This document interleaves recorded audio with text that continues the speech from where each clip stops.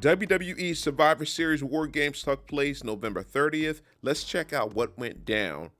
So the first match was the women's War Game match, Team Rhea versus Team Liv Morgan. This match was chaotic. There was a lot that was going on. They had weapons, they had tables, chairs. I will say this, Tiffany, Io, and Bianca, they looked really good. I feel like they performed the best in this match. So with this match, good guys versus the bad guys. And I will say overall, this match was a fun match. It was entertaining. Yes, it was sloppy at times. Yes, they had some timing issues, but eventually Rhea Ripley, she was the last person to enter the ring for her team. And then finally, Liv Morgan, she was the last person to enter for her team. Rhea Ripley hit Liv Morgan with the riptide from the top rope and, sent her through a table, and she picked up the pinfall for her team.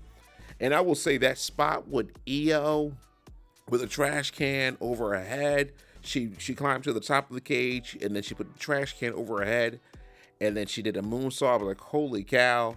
And then also with Tiffany, she dove off the cage as well. So it was a lot going on, sloppy at times, but it was a fun match.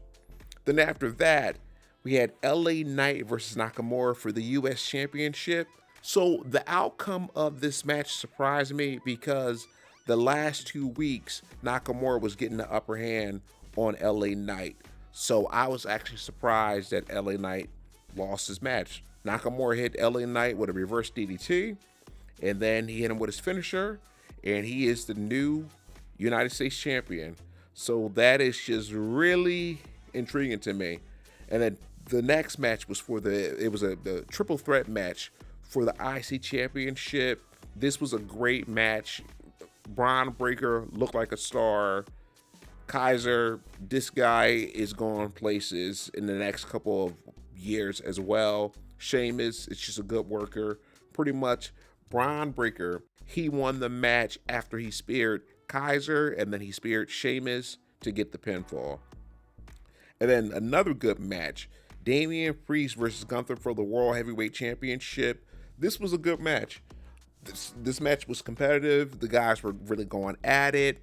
Gunther with the usual submissions, working on Priest's arm.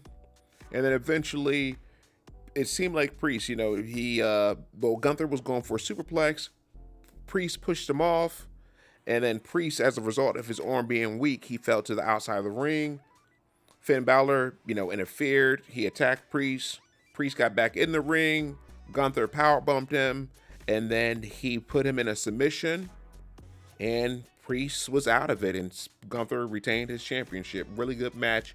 And then the main event, the new Bloodline versus Roman Reigns, the Usos, and CM Punk. This was just a really good match and a really good main event. Yes, these matches are long, the War Game matches, but it was entertaining and the guys looked really good. We had the spot from Bronson Reed when he went through the table. He was trying to hit the tsunami from the top of the cage, and CM Punk saved Roman Reigns. And then also that Uso splash from Jimmy Uso.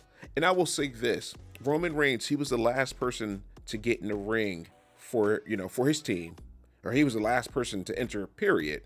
And when it was funny because Solo locked the door, he locked the door to the cage, and I thought that we were going to see like Roman Reigns really struggle with getting into the ring. So Roman Reigns pretty much climbed the cage and he beat everyone up. The way he got into the ring or over, from climbing the cage was just so funny. I mean, so phony. They could have done more and they should have done more, but whatever.